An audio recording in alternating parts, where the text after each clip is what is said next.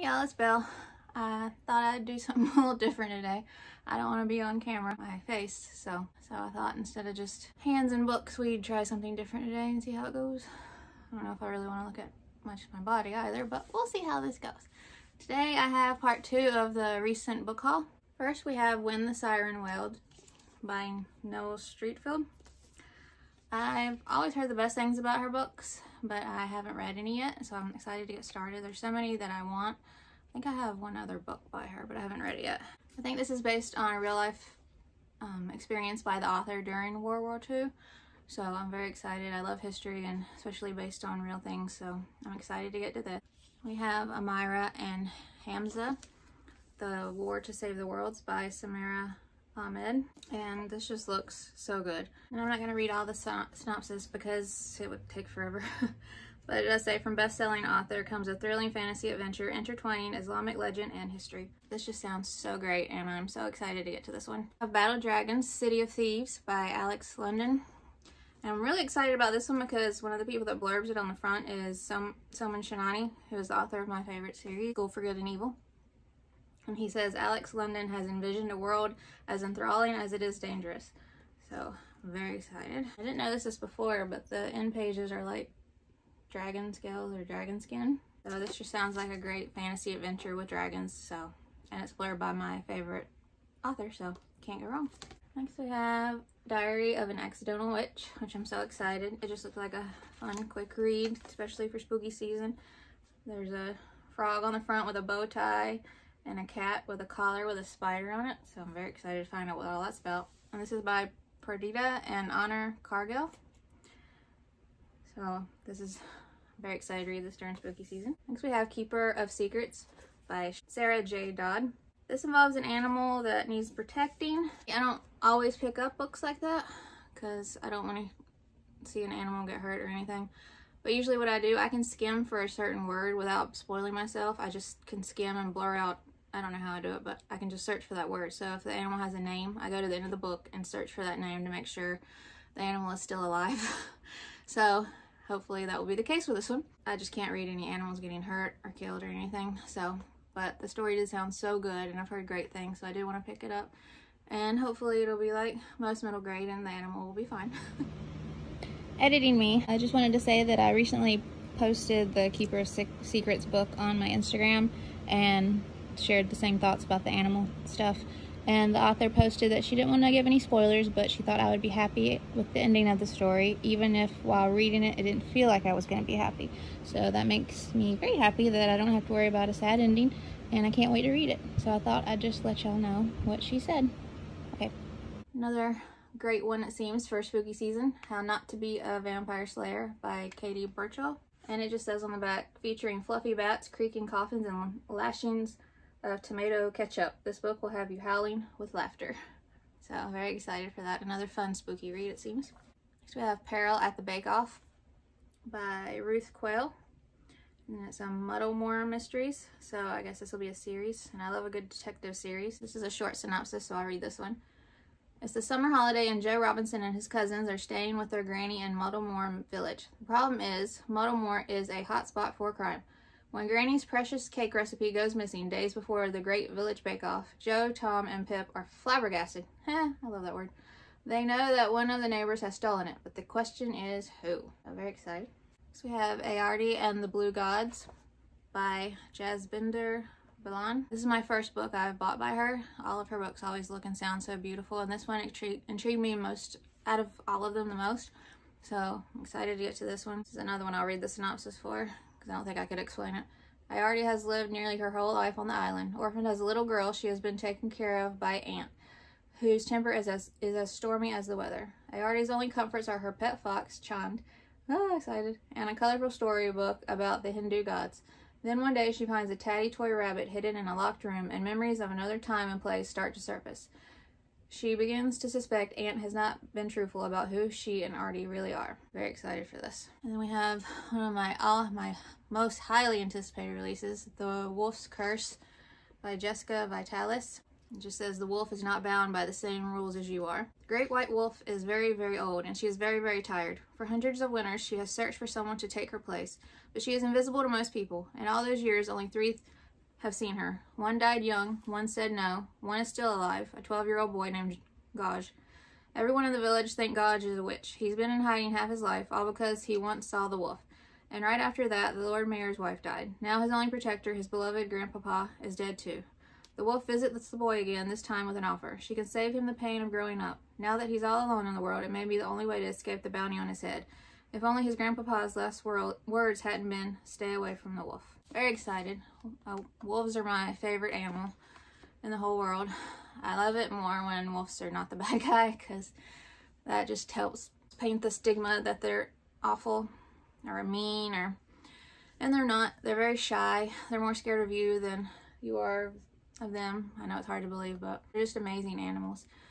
But I understand why they would be the bad guys in a story. It's a kid's story, so I don't get mad at the authors or anything, but it's always a nice change to see a wolf portrayed in a good light.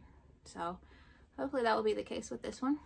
And if not, you know, it's just a story. So I just hope people realize that wolves aren't bad. So excited for this one.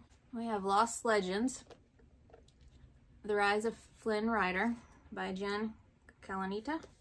And this just says, filled with daring adventure and rollicking fun, the Lost Legends series explores the untold origins of Disney's most infamous rogue boys. So I guess it's going to be a series and kind of like a retelling of some Disney boys. So, very excited. We have The Kids of Summerhill by Ann Murtagh. Synopsis is intriguing. I'm going to read this one. It is spring 1945 and orphan Nancy Kidd has a lot on her plate as head of the family. The cruelty men could send her and her siblings to the dreaded industrial schools. One of their spies lives in the same tenement building and holds a grudge against the kids. More trouble is the last thing Nancy needs, but that's just what she gets when she tries to help a friend in need. Just as her life begins to unravel, she meets Carla, a Jewish refugee from Prague who might know a way out. Excited for that. Sounds like a amazing and powerful read. And there's Tabitha Plumtalk and The Edge of the World by Erica McGann. And this just sounds so good. Just says her nasty relatives send her down the cliff face to collect nuts and eggs and other stuff. But Tabitha doesn't mind because the people who live in the wall pockets are lovely. And Mr. Cratchley, who lives in the darkness down below the sunline, is the loveliest. When rumors spread that strange creatures are climbing the wall, it's Mr. Cratchley that Tabitha worries foremost. Because something is stirring at the base, and it's getting very hungry. The story of a girl who sees beauty in the darkness. Love that. Next we have Tess Pendragon and the Wand of Avalon by K.R. Matthews. It says, the line of Merlin has survived. Harry Potter meets the School of Good and Evil in this exciting new adventure series about a young girl's quest to reclaim the magical throne and the other child whose destiny it is to defeat her. Yeah, Harry Potter meets School for Good and Evil. And my favorite series videos, even though I didn't include it, I have so many Harry Potter books and versions and special, I didn't want to drag all those out. And I didn't want to deal with the people who come out and think that they're fighting against hate by spreading hate. That makes no sense to me. Before all that came out with the author of Harry Potter, my husband had bought me the whole series and a bunch of other books, special editions of the series for Christmas. I had never read them before, so of course I was going to read my Christmas present. Got some hate on Instagram, but Harry Potter is one of my favorite series of all time. How can it not be? It's incredible. And so I didn't want to say that because I didn't say that and I realized that. But so this Harry Potter meets School for Good and Evil, sign me up. So we have The Great Dream Robbery by Greg James and Chris Smith. It just looks very fun, and unlike most 12-year-olds, Maya Clayton is desperate to go to bed early. Falling asleep is the only chance she has to save her dad, the brilliant but slightly odd Professor Dexter. The professor has invented a device that allows you to visit other people's dreams, but the devious Lilith Delamere has trapped him inside a nightmare, and it's up to Maya and her friends, the Dream Bandits, to rescue him before it's too late. A dangerous journey and some difficult choices lie ahead, but sometimes all you need is a dream, a bit of courage, and a lot of imagination. Get ready for an adventure beyond your wildest dreams. Isn't that gorgeous? There's illustrations throughout too. Amazing. I'm very excited for that. Another absolutely beautiful book. I love this illustrator, Rachel Dean. This is The Primrose Railway Children by Jacqueline Wilson. I have a couple of Jacqueline Wilson's books and like Noel Streatfeild. I've always heard the best things and I always wanted to read them. I don't know if it's because I don't know if they're UK authors. Maybe that's why they're more of a childhood read for people over there, and I had never heard of them growing up. Full steam ahead. Phoebe Robinson loves drawing and making up stories, just like her wonderful, imaginative dad. When he mysteriously disappears, Phoebe, Perry, Bex, and their mom must leave everything behind and move to a small cottage in the middle of nowhere. Struggling to feel at home and missing her dad terribly, Phoebe's only distraction is her guinea pig, Daisy. Yay! Until the family discover the thrilling steam trains at the local railway station, and suddenly every day is filled with adventure. But Phoebe still can't help wondering what her mom is hiding from them, and will her dad ever come home? A captivating reimagining of Faraway Children from the award-winning best-selling Jacqueline Wilson. You know how gorgeous is that? And illustrations sprinkled throughout too. Now for maybe my most highly anticipated release for the whole year, Beast and Beauty, Dangerous Tales by Soman Shinani, author for The School for Good and Evil. Once again, it seems like he's gonna take the fairy tales we know and flip them on their head, because he's the master at that. You think you know these stories, don't you? You are wrong. You don't know them at all. 12 tales, 12 dangerous tales of mystery, magic, and rebellious hearts. Each twist like a spindle to reveal truths full of warning and triumph. Truths that free hearts long kept tame. Truths that explore life and death. A prince has a surprise awakening. A beauty fights like a beast. A boy refuses to become prey. A path to happiness is lost, then found again.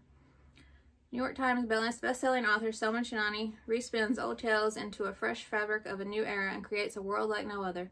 These stories know you. They understand you. They reflect you. They are tales for our time. So read on if you dare. I just got goosebumps. I'm so excited. Amazing illustrations throughout, and even colored illustrations instead of just black and white. It's just beautiful. I'm so excited. I'm so happy it's finally out. Editing me, I forgot to mention that HarperCollins sent me this also to read and review just recently, like right after it came out. So I am very excited, and thank you, HarperCollins. Next we have books that were sent to me by the author or the publisher. First we have Stuck 1824, London Tale by Dave Johnson. This is book 3. The author also had sent me the first 2 books, and I really enjoy them. And I love these new covers he's put out. It's like a time travel adventure with 3 siblings, and they travel back in time, and each place is new. Like the first one was World War II, and the second one was like the 1500s, I think it was. This one is 1824, London. This cover is beautiful. Each time one of them gets a special ability, so far anyway, and it's interesting to see how each sibling, their take on that ability and how they each handle it differently and what they do. And they're also different, of course, siblings. There's 2 brothers and a sister. So I'm very excited to get to this 3rd book. It just came out, so I can't wait. So thank you to him for sending me his books. Of The Deep End of Life, Benjamin K. Hewitt. And the author reached out to me and asked if I'd be interested in reading his book and reviewing it. And it sounds really great, so of course I said yes. Marley Jones is starting the 5th grade, a new school, a new sport, and a new home. She wanted to dance, but instead her parents got divorced, and she ended up in after-school swimming because some quack job counselor told her dad it was a good way to blow off steam. And Marley hates swimming. Every practice is a gift of chlorine-scented hair, ear water, and creepy, can't-get-out-of-your-head shark facts that the popular girls keep telling her to make her squirm. The only good part of swim team is Omar, whose award-winning belly flop could make a goat laugh.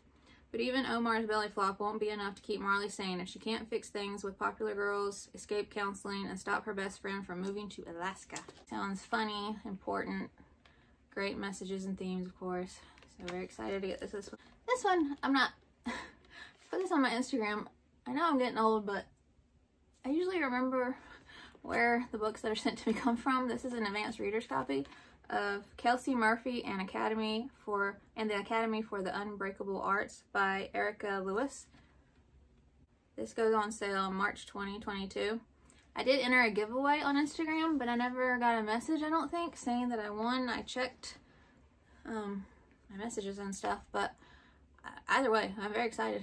I'm very grateful too, because this is one of my highly anticipated releases for next year, so I cannot wait to read this soon.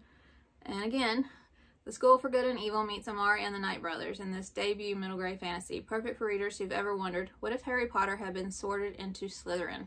Doesn't that sound so good already? School for Good and Evil and Amari? Are you kidding me? I loved Amari and, of course, School for Good and Evil. But if Harry had been in Slytherin? Like, makes you think. When Kelsey Murphy tests into the Academy for the Unbreakable Arts, she learns that she's a Saiga, one of the most ancient beings in the otherworld, and kin to its most infamous traitor. But Kelsey is a survivor, and she'll do whatever it takes to find her place in this world, even if that means making a few enemies. Brimming with Celtic mythology, action, and danger, Kelsey Murphy and the Academy for the Unbreakable Arts introduces readers to a new kind of magical school and a warrior who must choose on which side of an epic battle her destiny will lie. Two authors that I really love blurbed the back of it. Alyssa Wishingrad, I just read The Vertigus Pawn by her and really enjoyed that. She says, with vivid world building and a marvelous blend of mythology and magic, a rip-roaring ride pulsing with the heart of its fierce and tenacious heroine. And then Janet Fox, you'll be on the edge of your seat while reading. Perfect for fans of Rick Riordan and the Harry Potter series.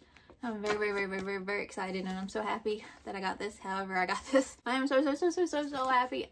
I hugged the package when I got this. It's one of my most highly anticipated releases of this year, and it's Fireborn by Aislinn Fowler. HarperCollins sent this to me. Very excited that I got this. I was so happy and so grateful, so thank you, HarperCollins. It says, north of the Fangs was where all the best stories and worst monsters came from, and that's where 7 was.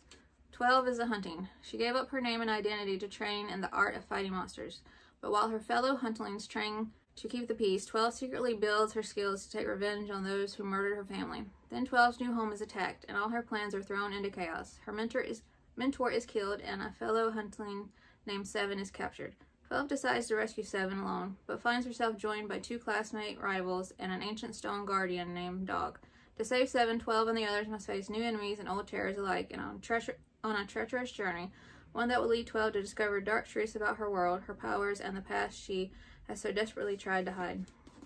So I am very excited. And this comes out next month, so I'll be reading this very soon. And I'm so excited. Next we have all of the sequels I've gotten recently. First is The Puffin Portal by Vashti Hardy. This is a sequel to The Griffin Gate. It's a very short book. Barrington Stoke publisher. They're dyslexic friendly. You can see the yellow pages. I'm not sure how that helps, but something about the way they do it helps people with dyslexia read it easier, and I think that's just awesome. Of course, there's illustrations. Vashti Hardy is one of my favorite authors, so even though these are short reads, I just can't wait to read them. It's more of like a steampunk, which is one of my favorite things, so I wait to get to these eventually. We have the third and final book in the Unmapped Chronicles series by Abby Elphinstone. Really love this series, and I cannot wait to see how it wraps up. Every book has got different new main characters in the story, so I'm excited to see who these characters are and how she wraps things up. We have Bracken Beast, the sequel to 13s by Kate Alice Marshall. So I am excited to read this and 13s back to back, hopefully this spooky season. I'm so excited for this one. It's Danger at Dead Man's Pass, an Adventures on Trains book. It's the 4th in the series. It's by M.G. Leonard and Sam Sedgman. It's about Hal, who goes on a different train in each book with his Uncle Nat, and each one's a different train and they're in a different location and there's a whole new mystery to solve. So, and they just get better and better, and there's always illustrations all throughout, and he makes new friends in each book on each train. So wait to see what he gets up to this time and what mystery he has to solve. And always illustrations. So I'm very excited. Another sequel I am very excited. The Bewitching of Aveline Jones by Phil Hicks. This is a sequel or companion, whatever you want to call it, to The Haunting of Aveline Jones, and I really love that book. They're like short, but well, kind of short, but it was so spooky and so good, so I cannot wait to see what happens to her this time. Another one I'm so excited about, Shadow Gas by Thomas Taylor. This is the 3rd book, and I think there are still going to be more, so I'm very excited. It's about Erie on the Sea and Herbie and Violet and their adventures and everything that's going on.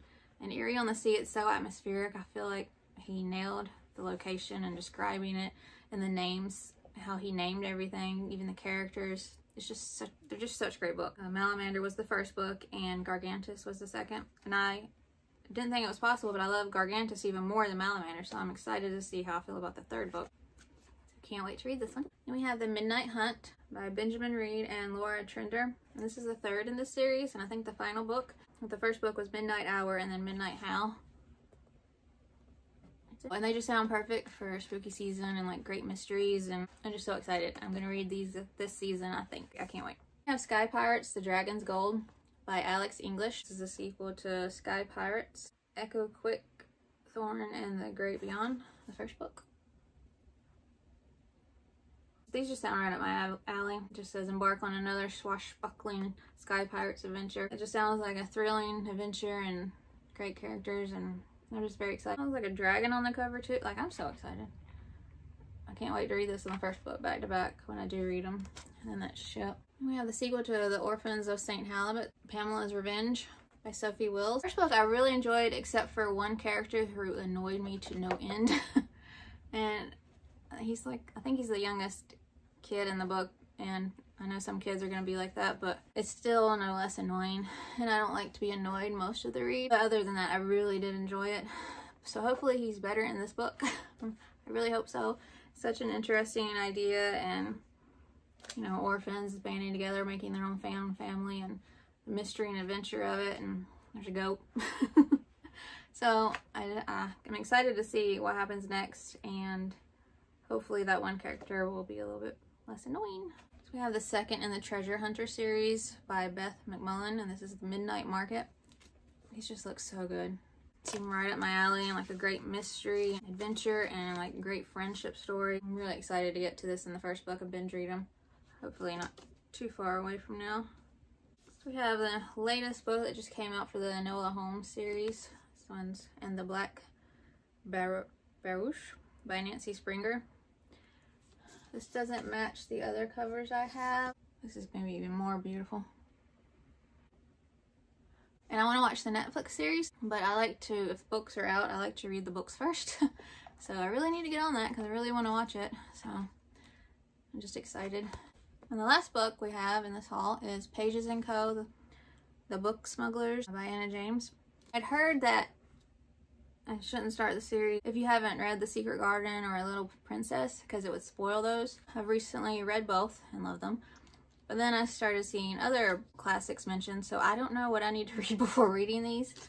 Like, this cover's beautiful, and you can see the lion, and so I don't know if I need to read Wizard of Oz too now. I read Oliver Twist recently. I don't know if he's included. Let's see. You know, Dorothy. So I'm pretty sure I'm going to need to read Wizard of Oz. Amazing naked hardback. And illustrations inside. Hopefully I can read those soon after I find that out. Probably after spooky season, definitely though. So that's all for this book haul, y'all. This seems weird. Sorry, I just wanted to try something different. I don't know if I'll be fully on camera ever, but we'll see how it goes. But I hope you enjoyed this book haul. As usual, all the illustrators will be listed below. They did, as usual, a beautiful job on these books. They're just works of art, and I'm always just amazed at their talent out there. So I cannot wait to get to some of these very, very, very soon. I'm so excited. I hope you enjoyed the video, and I hope you'll stick around and subscribe, and I will see y'all next time.